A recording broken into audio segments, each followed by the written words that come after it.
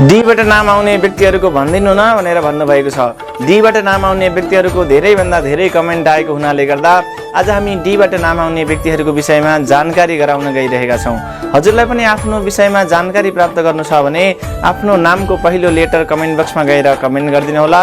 जुन लेटरको धेरैभन्दा धेरै कमेन्ट आउँछ त्यही लेटरको भिडियो सर्वप्रथम आउनेछ। डीबाट नाम आउने व्यक्तिहरू सामान्य व्यक्तिहरूभन्दा अलिकति फरक हुने गर्दछन्।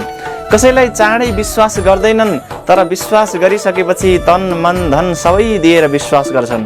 तर विश्वास गरेको मान्छेले यदाकदा यिनीहरूलाई धोका दियो भने त्यस्ता व्यक्तिहरूलाई जीवनभरि फर्केर पनि हेर्दैनन्।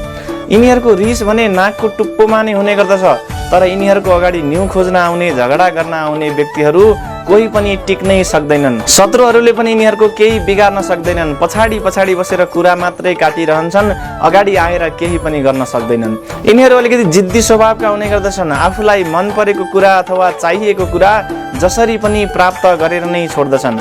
आफ्नो टिम अथवा समूहका भने प्रायजसो व्यक्तिहरू लिडर हुने गर्दछन्। अरूको अधीनमा बस्न पनि फिटिक्कै रुचाउँदैनन्।